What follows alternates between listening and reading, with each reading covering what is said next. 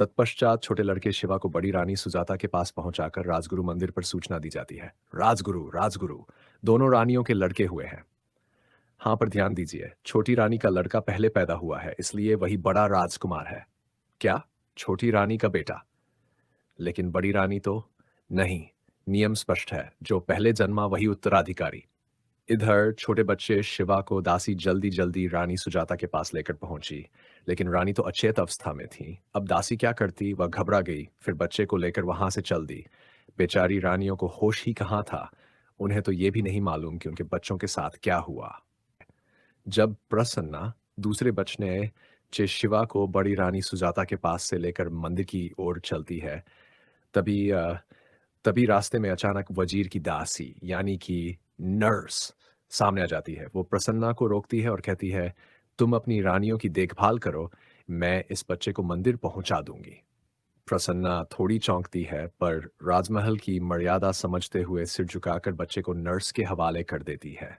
लेकिन तभी नर्स का असली चेहरा सामने आता है। वो चुपके से राजकुमार शिवा के मस्तक से काला टीका हटा लेती है और जाकर उसे वजीर की पत्नी के पास रख देती है। फिर चालाकी से अपने ही बचे कुणाल को काला टीका लगाकर मंदिर ले जाती है और वहां उसे दूसरा राजकुमार बताकर वापस बड़ी रानी सुजाता के पास रख देती है। कुछ ही देर बाद वही असली शिवा, जो अब बिना काले टीके के है, उसे वजीर की पत्नी के पास से उठाया जाता है और मंदिर ले जाया जाता है और वहां सबको बताया जाता है कि यही है वजीर का बेटा शिवा। जब वजीर हारून को ज्ञात होता है कि राजा के एक बड़े पुत्र की सूचना पहले ही राजगुरु दे चुके हैं, तो वह उदास हो जाता है। वो गुस्से में बड़बड़ाता है, तो अब क्या? क्या मैं कुछ भी नहीं जानता था? बदले हुए राजा के लड़के शिवा को मारना चाहता है, पर फिर सोच में पड़ जाता है। नहीं, बड़ा नहीं तो छोटा ही सही। कहीं ये मेरा पुत्र कुणाल तो नहीं, जिसे मैंने बदलकर रानी सुजाता के पास पहुंचा दिया था। अब रहा ये शिवा, तो हो सकता है कि ये आने वाले समय में किसी काम आ जाए। हाँ, कोई मोहरा बन सकता है मेरी चालों का। उधर कुछ समय बीतने पर राजा और वजीर अपने अपने बच्चों को देखकर क्या कहें, फूले नहीं समाते खुश हो जाते हैं। इधर लड़के भी धीरे धीरे बड़े हो जाते हैं, है ना। एक दिन राजकुमार सिद्धार्थ शिकार खेलते हुए अपनी राज्य की सीमा रेखा पर पहुंच गया। वहीं उसकी मुलाकात पड़ोसी राजा अनंगपाल के बेटे अनंत से हो गई। शिकार को लेकर दोनों के बीच कहासुनी शुरू हो गई और देखते ही देखते तलवारें खिंच गई। रेशमा, जो अनंत की बहन थी, अपने भाई के साथ वहां मौजूद थी। सिद्धार्थ ने जब देखा कि अनंत निहत्था हो गया है, तो उसके पास 2 बार हमला करने का मौका था, पर उसने एक बार भी वार नहीं किया। लेकिन अनंत, उसने तो सिद्धार्थ के निहत्था होते ही उस पर हमला बोल दिया और उसे लहूलुहान कर दिया। भाई, क्या कर रहे हो आप? रेशमा चिल्लाई। वो निहत्था है, रुको, ये ठीक नहीं है। पर उसके दोनों भाई कहाँ सुनने वाले थे। जब बात बढ़ गई और सिद्धार्थ की जान पर बन आई, तब रेशमा ने हिम्मत दिखाई और खुलकर सिद्धार्थ का साथ देने लगी। अगर तुम्हें अपने ही भाई की इंसानियत नहीं दिखती, तो मैं इस पराई जिंदगी की कदर करूंगी, रेशमा ने गर्जना की। इतना कहना था कि दोनों भाई गुस्से से लाल हो उठे। एक ने सैनिकों को आदेश दिया, इस स्त्री को बंदी बना लो, और इसे भी। सैनिकों ने तुरंत रेशमा और सिद्धार्थ को पकड़ा और दोनों को बंदी बनाकर अपने राज्य ले गए। इधर रेशमा छुपकर सिद्धार्थ से एक संदेश उसके पिता शीलवज के लिए लिखवा कर लाती है और चुपके से उसमें अपना दिल भी जोड़ देती है। मैं, राजकुमारी रेशमा, राजा अनंगपाल की पुत्री, आपसे राजा शीलवत से विनय करती हूँ, वह लिखती है, कि कृपया मुझ अभागी को अपने पुत्र राजकुमार सिद्धार्थ के साथ अपने राजमहल में स्थान देने की कृपा करें। रेशमा ये भावभीना संदेश अपने गुप्तचर के हाथों भिजवा देती है, राजा शीलवत्स तक, सीधा, चुपचाप, लेकिन दिल से।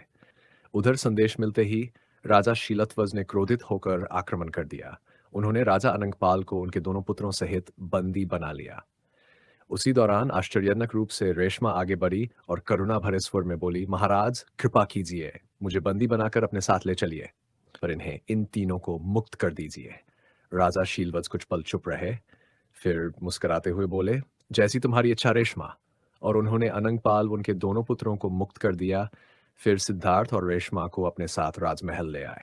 उधर वजीर का लड़का कुणाल, जो रानी सुजाता के पास पहुंचा हुआ है, राजकुमारी रेशमा से जबरदस्ती एक तरफा प्यार करता है और जबरदस्ती ही उससे शादी करना चाहता है। लेकिन राजकुमारी रेशमा, वो तो सिर्फ सिद्धार्थ को चाहती है। छोटी रानी का बड़ा बेटा, वही सिद्धार्थ, उसे ही चाहती है वो, बस उसी से प्यार करती है। तो फिर ये कुणाल क्यों नहीं समझता? क्यों नहीं मानता? इधर राजा शीलध्वज बीमार पड़ गए हैं, इसलिए अब प्रभारी राजा बनाने का प्रस्ताव रखा गया है। इस पर प्रतिक्रिया जानने के लिए राजगुरु रामानुजम ने तीनों राजकुमारों सहित वजीर के लड़के को भी प्रशिक्षण दिलाने का आदेश दे दिया। लेकिन तभी एक अजीब बात सामने आई। वजीर हारून अपने लड़के यानी बदले हुए शिवा को प्रशिक्षण दिलाना ही नहीं चाहता। राजगुरु चौंक गए। आखिर ऐसा क्या कारण है? क्यों नहीं चाहता वजीर कि उसका बेटा इस तैयारी में शामिल हो? राजगुरु रामानुजम ने गहरी नजर से वजीर को देखा और मन ही मन सोचा, जरूर इसमें कोई रहस्य छुपा है। इसलिए उन्होंने निर्णय लिया, शिवा को भी प्रशिक्षण दिया जाएगा। और जब प्रशिक्षण शुरू हुआ तो वही शिवा, वो शांत अनजान सा लड़का राजगुरु रामानुजम के विपरीत हो गया। उसे लगने लगा जैसे उसे उसे उसकी खोई पहचान से जोड़ रहा है। कुछ तो है इसमें जो उसे अपनी ओर खींच रहा है। ऐसा लगा जैसे ये सिर्फ एक प्रशिक्षण नहीं बल्कि कोई बहुत बड़ी शुरुआत है। प्रभारी राजा के लिए परीक्षा आरंभ होती है, लेकिन वजीर, वह अपने बेटे को उसमें शामिल नहीं करना चाहता। इसी बीच राजगुरु राजा की ओर देखकर एक संकेत देते हैं और शिवा को परीक्षा में सम्मिलित करा देते हैं। परीक्षा के दौरान शिवा सोचने लगता है, प्रभारी राजा के पद के तो ये दोनों राजकुमार ही अधिकारी हैं, फिर मैं क्यों प्रतियोगिता जीतूं? और यही सोचकर वह खुद को हरा देता है। हाँ, शिवा खुद ही हार जाता है। वहीं दूसरी ओर छोटी रानी रोमा का बड़ा बेटा सिद्धार्थ कुछ और ही सोच रहा है। हम दोनों, मैं और कुणाल, साथ साथ पैदा हुए, साथ खेले, खाए, पढ़े, सीखे, तो फिर हम दोनों एक जैसे क्यों नहीं? लेकिन कुणाल तो बड़ी माँ सुजाता का बेटा है, यानी कि बड़ी माँ का पुत्र, तो स्वाभाविक है उसे ही राजा बनना चाहिए। और बस यही सोचकर सिद्धार्थ भी हार जाता है। अंततः प्रतियोगिता में जीता है कुणाल। और जब कुणाल को राजा बनाया जाता है वजीर, वो तो खुशी से फूले नहीं समाते। प्रभारी राजा बनकर कुणाल गलत कार्य करने लगता है। राजकुमारी रेशमा को परेशान करता है। कभी कांच के टुकड़ों पर नंगे पांव चलाता है, तो कभी दीवार से लटका देता है। नाक कान काटने का भय दिखाकर वह उसे डरा धमका कर रख देता है। जबकि राजकुमारी रेशमा तो सिद्धार्थ से प्यार करती है। लेकिन जैसे ही कुणाल उन्हें साथ देखता है, वो बौखला जाता है। रेशमा की गर्दन पर चाकू रखकर चीख उठता है, अगर दोबारा उसके साथ दिखी तो जान से मार दूंगा। क्या रेशमा इस आतंक से कभी आजाद हो पाएगी? इधर शिवा न्याय की आस लिए कुछ पीड़ित लोगों के साथ राजा के समक्ष उपस्थित होता है। पर अचानक वजीर, हाँ, वही वजीर जो उसका पिता है, वही उस पर राजद्रोह का आरोप लगा देता है। क्यों? ताकि सबको लगे कि वह देशभक्त है। राजा चौंक जाता है, शिवा स्तब्ध है, प्रजा सन्न।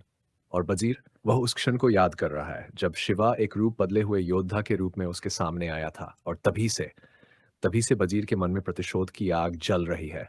उसने तो कसम खा ली थी, इस लड़के को खत्म करूंगा। अब वही प्रतिशोध उसे यहां तक ले आया है। वह कुणाल से कहता है, इसको पकड़ो, इसे कारागार में डालो और ऐसा दंड दो जो सदी भर याद रहे। शिवा चीखता है, पिता, आप ही मुझे दोषी ठहरा रहे हैं। वजीर बस एक शातिर मुस्कान के साथ कहता है, देश के लिए, बेटा नहीं, बस दोषी दिखता है। उधर राजगुरु रामानुजम वजीर के इस व्यवहार को देख देख कर भ्रमित हो उठते हैं। यह वजीर अपने ही पुत्र के साथ ऐसा व्यवहार क्यों कर रहा है? क्या इसमें कोई राज है? तत्पश्चात राजगुरु रामानुजम कारागार में पहुंचे। वहां उन्होंने वजीर के बेटे शिवा को गंभीर स्वर में पूछा, ये बता, तेरा पिता तेरे साथ दुश्मनों जैसा व्यवहार क्यों करता है? तुझे इस तरह दंडित कराकर सबके सामने बेइज्जत क्यों कराना चाहता है? हाँ। शिवा कुछ बोल पाता उससे पहले ही राजगुरु को कुछ खटकने लगा। उन्होंने अचानक उसके शरीर से कपड़ा हटाया और धीरे से अपना हाथ उसकी करनी पर फिराया। जैसे ही उनकी दृष्टि उस विशेष चिन्ह पर पड़ी, वे सन्न रह गए। ये तो उनके मुंह से निकला, पर उन्होंने अपने भावों को तुरंत छुपा लिया। वह चिन्ह, हाँ, वही चिन्ह। राजगुरु ने इसे पहले भी देखा था, छोटी रानी रोमा के नवजात पुत्र की करनी पर। तो क्या ही इसका मतलब? राजगुरु की आंखों में अचानक सच्चाई कौंधी। राजकुमार को किसी ने बदल दिया था। राजगुरु का मन कांप उठा। वजीर हारून ने कपट से अपने ही पुत्र कुणाल को राजगद्दी पर बैठा दिया था। और शिवा वो तो असली उत्तराधिकारी है, उसीलिए उसीलिए हारून उसे मिटा देना चाहता है। शिवा उसके लिए सिर्फ एक शत्रु है, एक जीवित प्रमाण। राजगुरु मन ही मन बोले, लेकिन राजगुरु ने स्वयं को संयमित किया। उन्होंने शिवा को कुछ भी आभास नहीं होने दिया, ना अपनी पहचान का, ना उस गहरे रहस्य का। राजगुरु रामानुजम ने निश्चय किया, अब समय आ गया है सच्चाई को उजागर करने का।